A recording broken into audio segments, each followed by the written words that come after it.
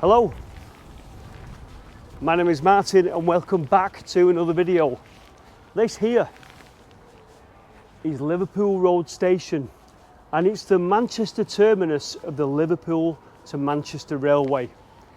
But we're not concerned with this here in Manchester this week, we're going over to Liverpool, so join me as we head over to Liverpool to take a look at a wonderful cutting built by George Stephenson and his team, and it's so much more than what you initially see. So quite often the Liverpool to Manchester Railway is described as the first railway in the world. I've been reading this book by David Singleton, published in 1977, and I'm going to read you a quote and I'm going to let him explain why the Liverpool to Manchester Railway is the first railway. The Liverpool and Manchester Railway was the first fully fledged railway. There were many other firsts in railway history. The first wagonway was probably at Willerton near Nottingham in 1604. The first locomotive was the Travaillac engine at Penydarren in 1804. The first passenger railway was the Oystermouth line between Swansea and Mumbles. The Stockton and Darlington is often claimed to be the first, but it was mainly a freight and not a full passenger line. Even in Lancashire there were railways before 1830. But they were either horse-drawn or for freight only. The Liverpool and Manchester was the first to incorporate everything. It was a public railway carrying both freight and people. It worked by locomotives and had been promoted by an Act of Parliament and was run on business principles. It was a proper railway. So in this video we are in Liverpool at the Edge Hill engine station, sometimes called the Cavendish cutting, and we're just before the terminus, the Crown Street terminus of the original Liverpool to Manchester Railway. We're going to discuss this area in the time period of 1830 when it had just opened and just been built by George Stephenson and his team. Now before we get into the video I want to demonstrate something. I want to demonstrate the topography in Liverpool. And I'm going to have to do it using this flood map. Basically, the purple areas and the blue areas are low ground, and the yellows and greens are higher ground. The Liverpool to Manchester Railway comes into Liverpool this way through Olive Mount cutting, and then we come towards Edge Hill, and you'll see that we've got this escarpment of sandstone here that the railway had to make its way through. And Stephenson, what he had to do was he either had to create cuttings or he had to tunnel through this escarpment of sandstone here. So that's just to explain the terrain that the railway had to go through, and then it's all downhill towards the Mersey estuary here. And so you'll see it's no accident that Edge Hill Station is called Edge Hill for a reason. And the next clip will demonstrate just how deep some of those cuttings are. This following train is going towards Liverpool Lime Street Station.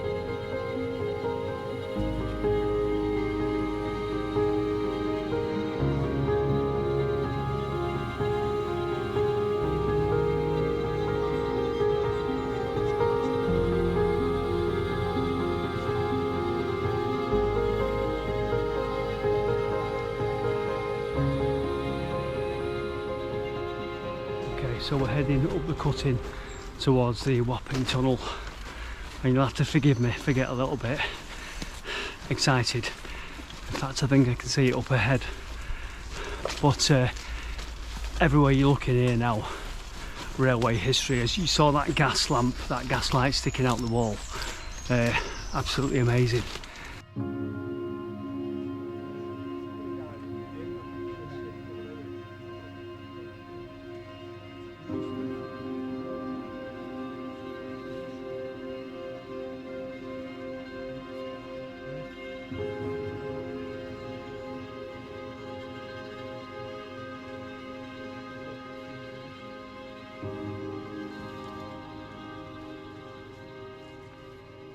So those lines are still operational and still used for shunts sometimes.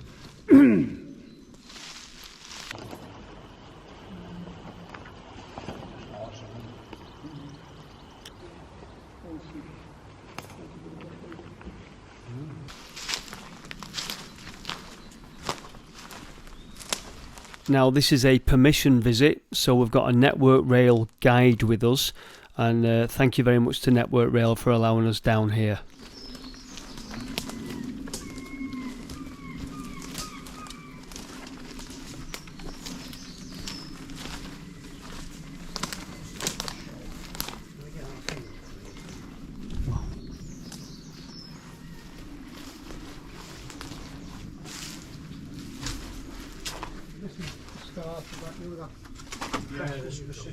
Look at the layers there in that. Look at the layers in that rock. Light that up after a show. Yeah.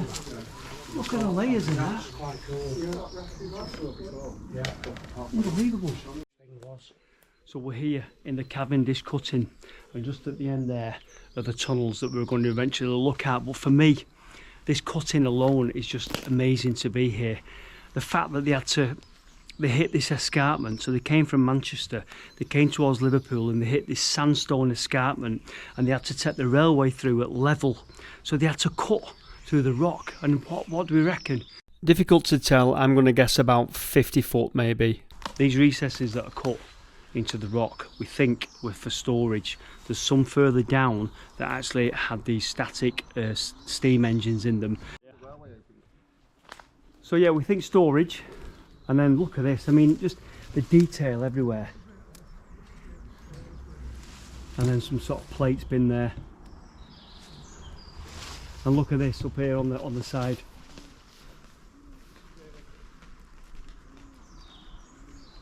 But like I said, I've been wanting to come here for about 5 years and take a look at this place, because when you look at the photos and how it used to be, and you realise the significance of the place, it's just one hell of a place to come and visit. The Wapping Tunnel goes down at an incline towards the docks, and steam engines, mobile steam engines, rocket, novelty, Sansparai, were all in their early stages, so they weren't that proficient at dragging, hauling loads up inclines. So this idea of the static steam engine was still very much in the head.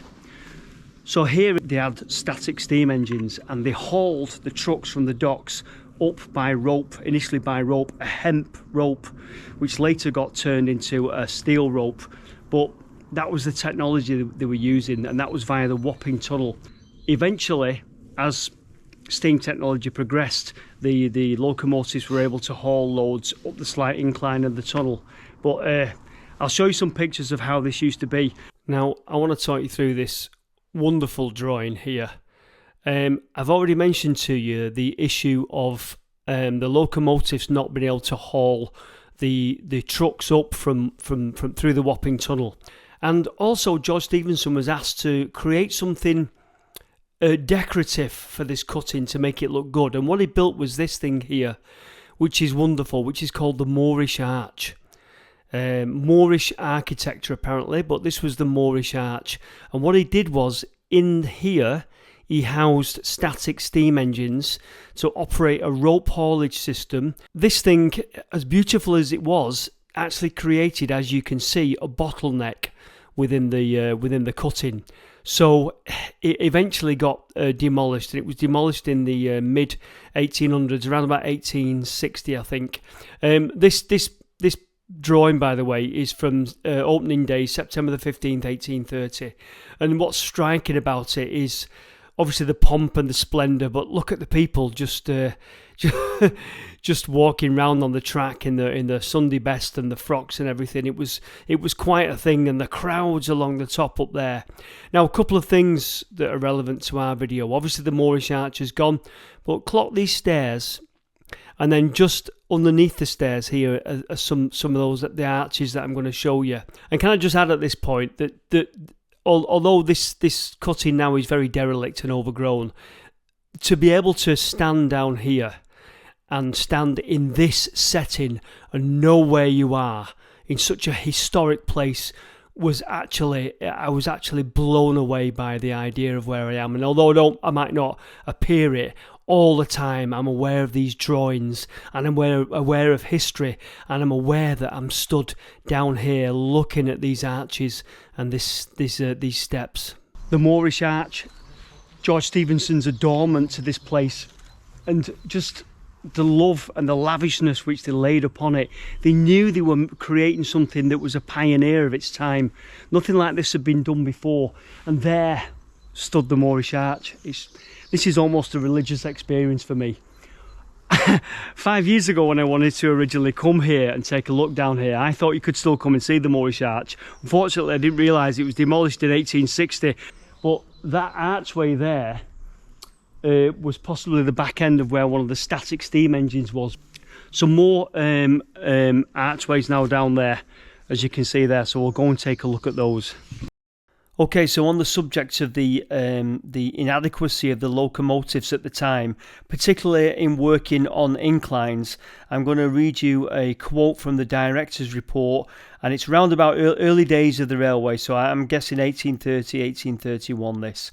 And it reads like this: Mr. Walker has taken great pains to investigate this subject and has made several calculations to show how hopeless it is to expect locomotives to work on these planes.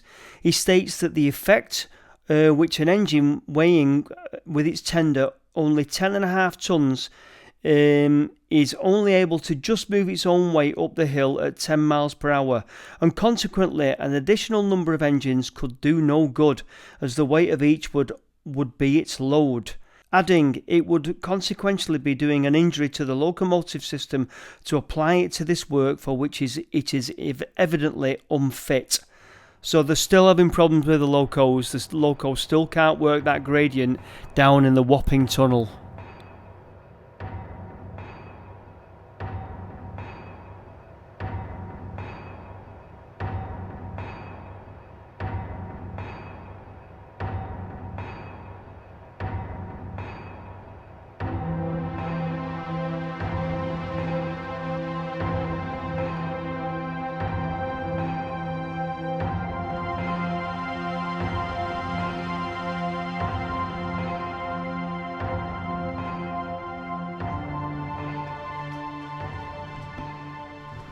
You see how far back it goes, and this would have housed one of the steam engines. Look at I imagine some sort of pipe going through there, and look at the arch there, and there's a hole up there in the roof. Look at that, my God, look at that. Would you look at that? So if you look at the back here, I want to show you something if I can.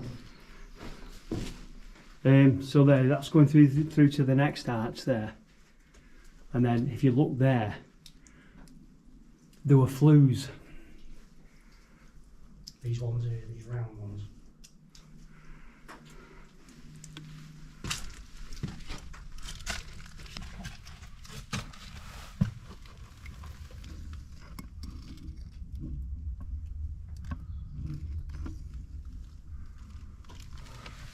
So this would have been a hive of activity in here. There would have been a huge static steam engine in here.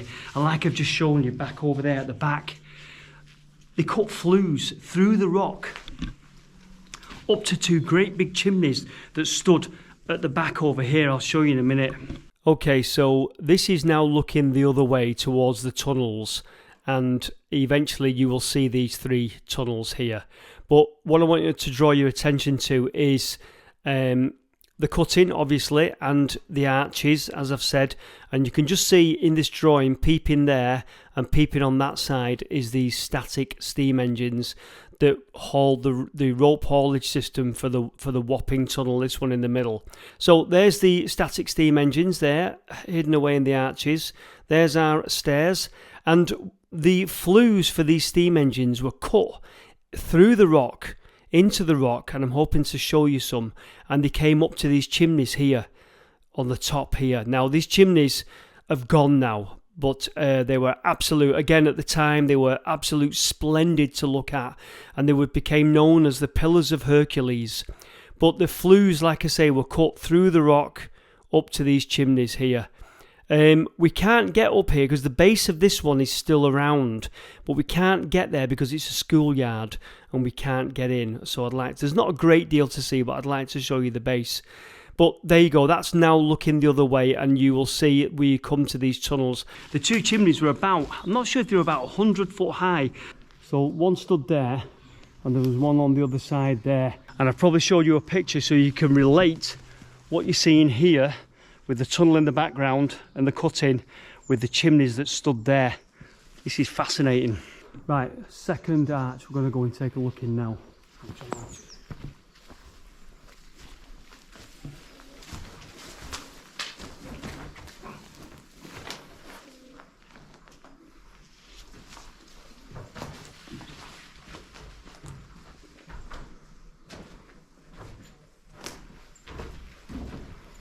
Wow.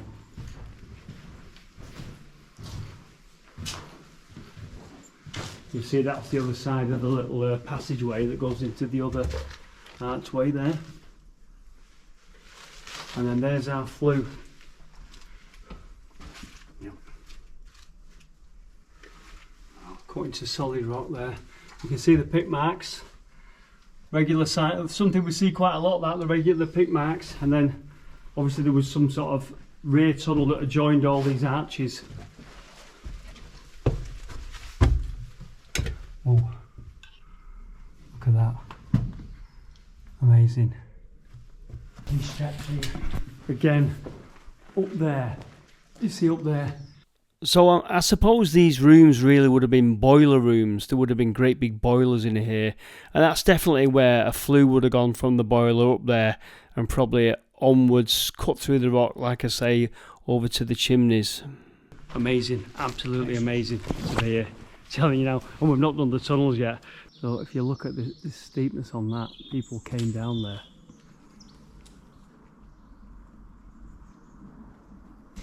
That's the staircase.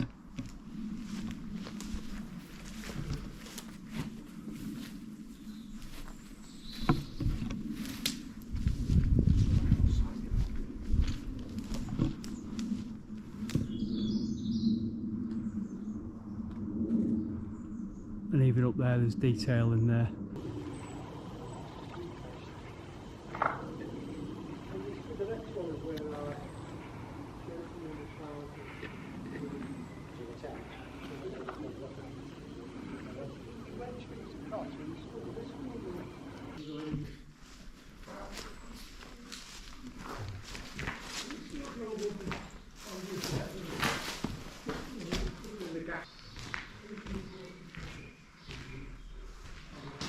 Obviously all this had a purpose. Just take my torch down a bit. All this would have had a purpose. And it's difficult when you come back to work out exactly what that purpose was.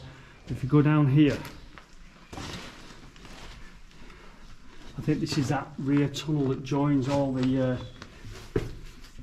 let's go up here. This is the tunnel that joins the back of all the arches. Again, pick marks there, you can see where it's been hewn out of the sandstone. And no doubt this housed some kind of huge steam engine sort of machine type thing.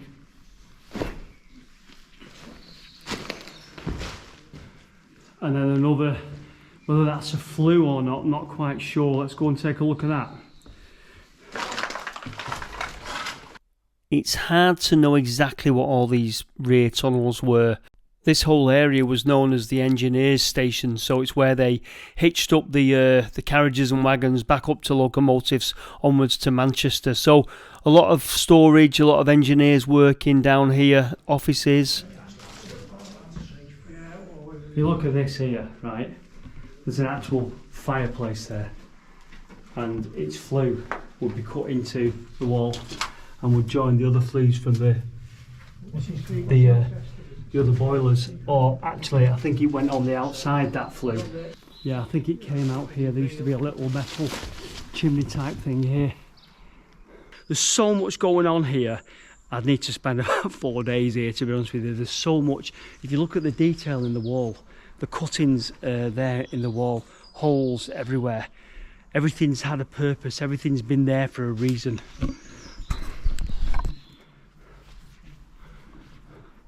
You see how they cut the rooms actually into the rock.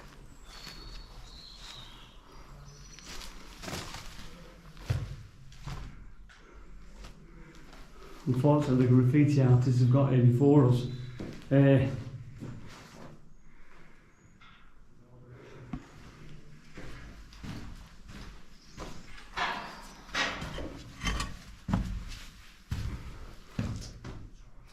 Got quite a bit of roots coming through there.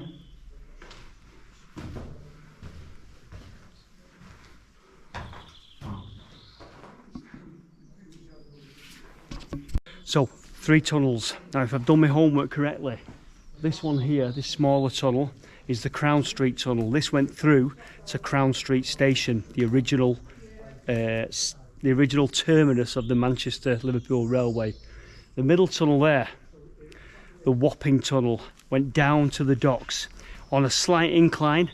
Again, like I've said, steam engines at the time couldn't traverse up inclines and certainly couldn't pull loads, so they had a rope system to haul the trucks up. On the far side there, that one there, initially was just put there for symmetry, to make it look nice and symmetric with the 3 sort of like archways at the end of the cutting. It only went backwards about 15 feet.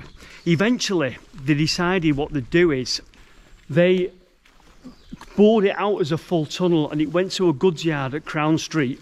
You'll see the slightly height raised lines there. Those lines go through a short tunnel there to what was the Crown Street goods yard. Okay, so we were with Network Rail and we were discouraged from going near those lines because despite the fact that they're not very often used, they are actually live lines. So here's some pictures to gain from elsewhere that show the approach. Firstly, the approach of the lines to the tunnel, and secondly, that's a look down the tunnel. As you can see, this tunnel was eventually bored through in 1846, and you can see it's not a very long tunnel at all. And if you look at the early drawings from 1830, these early artist drawings, you can see the far left tunnel was just, it had doors on it. They've put sort of like wooden doors on it, and that's because, like I say, it just went back 15 feet and it was just for storage and only done for symmetry. It wasn't until later that they actually bored it out into a full-on tunnel. So now I'm going to show you where all these 3 tunnels go, starting with that first one there. We'll call it Crown Street Goods. Okay, so where does tunnel number 1, which we've called Crown Street Goods, go to? This is Rail Map Online, a great resource. I urge you to check it out. What I'm going to do is I'm going to flick a button now and I'm going to show the historic railways, which is what you can do on Rail Map Online. That's our shunt. We're kind of here in the cut-in, and that's our shunt, and you'll see it finishes at Crown Street Park. Let me just turn on the old historic railways. Right, there you go. I'm going to zoom in a bit there. All right. So our shunt goes down here and came into what is now Crown Street Park, which formerly was a little coal yard, goods yard. So it comes down here and it ends up in here. And as you've seen, it's not a very long tunnel. I'm going to just flick to Google Earth and show you something. Here's Crown Street Park, and there's the head shunt that I've shown you. All right, and that's where it comes out. So it's a bit more in depth for you there. And what I'm going to do is what we did is we went to Crown Street Park. We went down the embankment here, and I've got a shot looking over the fence at this head shunt now, which I'm going to show you.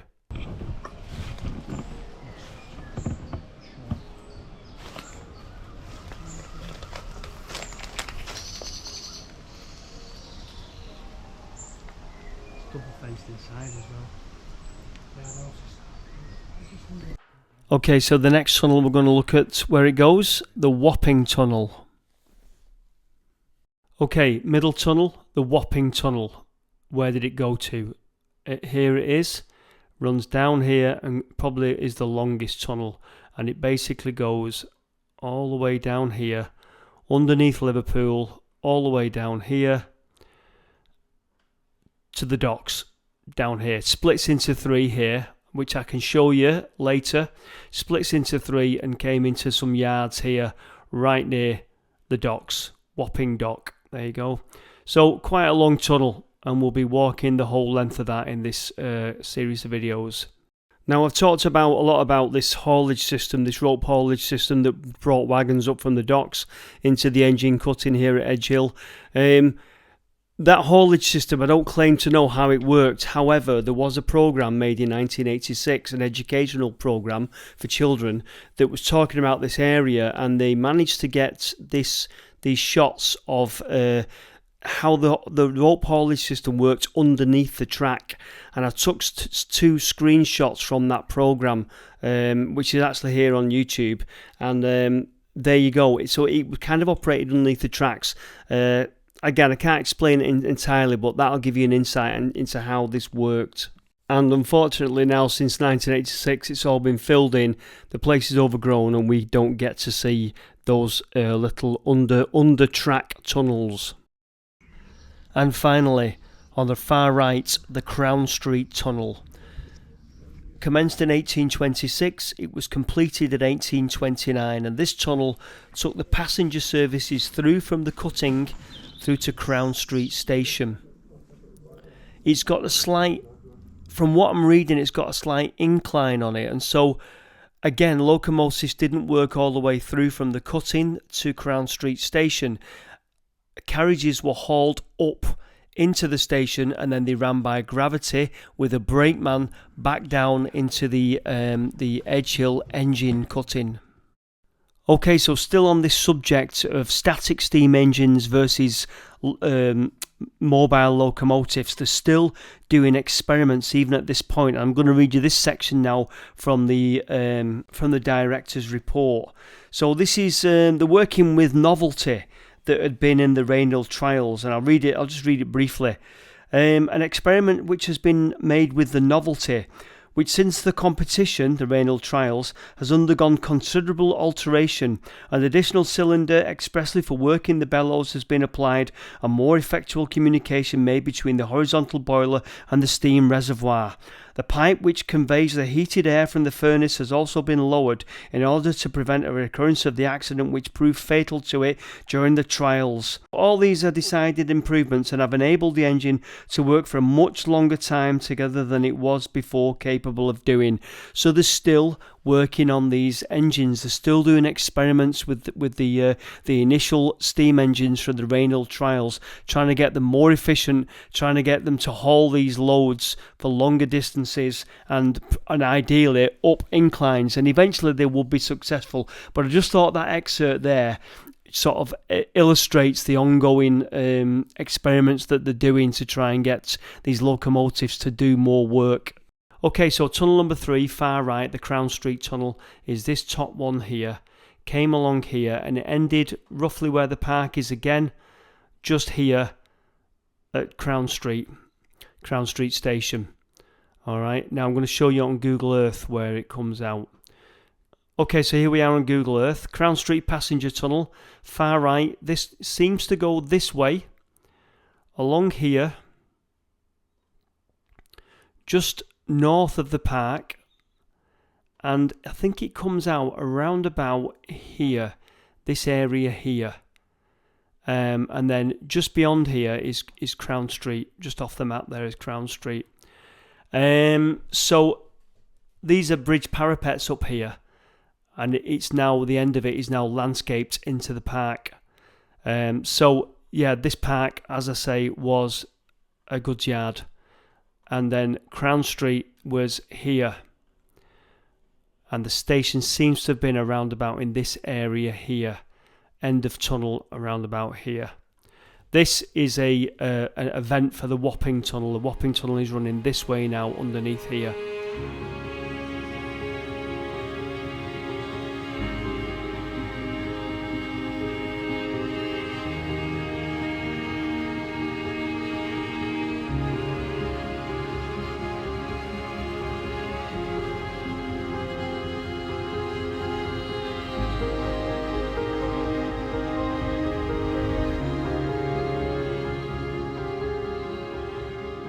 And so this is an artist impression of the 1830 Crown Street station. the terminus of the Liverpool to Manchester Railway in Liverpool.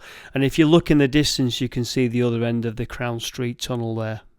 Okay, so what became of Crown Street Station? It only operated as a station till 1836, and it was overwhelmed by numbers. It could no longer cope with the success of the railway.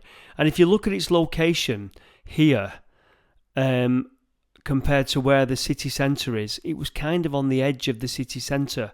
Here's Lime Street, and it's much more in the city. If I move the map there, it's much more near the docks and everything. So what happened, and this is going to lead us on to the next part of this video.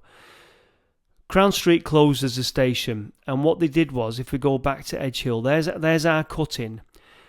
The line then was branched here at the current Edge Hill station, and a new cutting was dug along here into Lime Street, as you can see.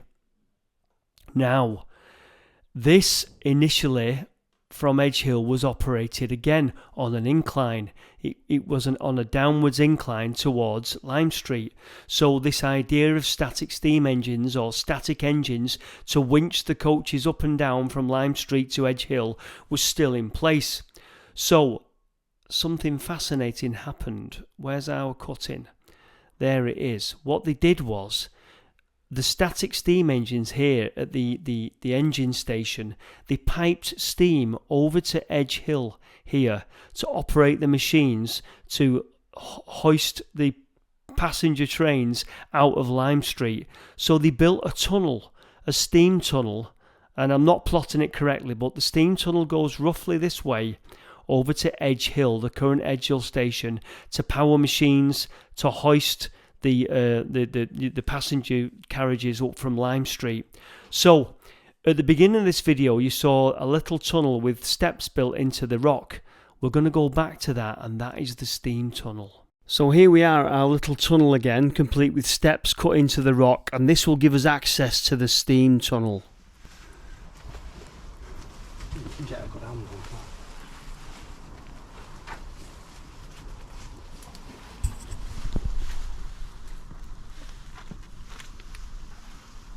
Oh yeah, right, so it runs east to west basically. You've got that big torch? Yeah. We're coming up Martin actually. Right, so we're in steam tunnel.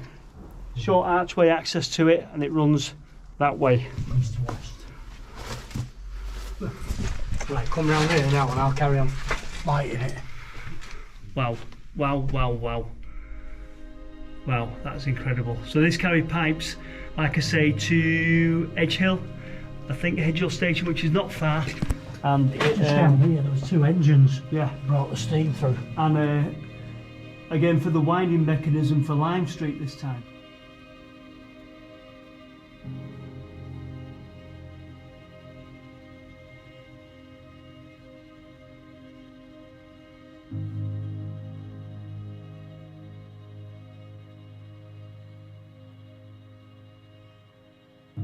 Now, obviously, normally we'd be naughty and we'd go all the way down there, but we're guests today, so we've got to behave ourselves, and it's a bonus that we can show you the steam tunnel, so we have to see it like that really. But obviously, as you know me, I'm itching to take this all the way.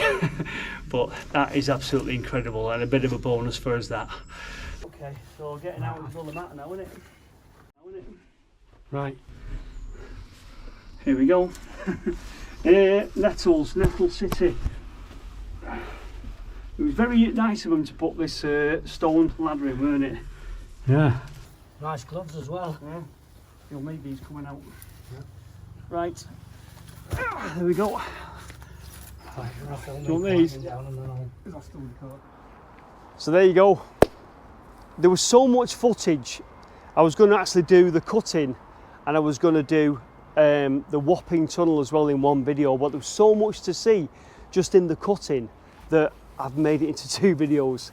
So that cutting was amazing, and I really felt like I was somewhere really special, to be honest with you. Somewhere really special. When you're down there and you've seen all the drawings and everything, you just know that you're in a really special place. Anyway, in the next video we'll be going down the Wapping Tunnel. So I hope you enjoyed that video.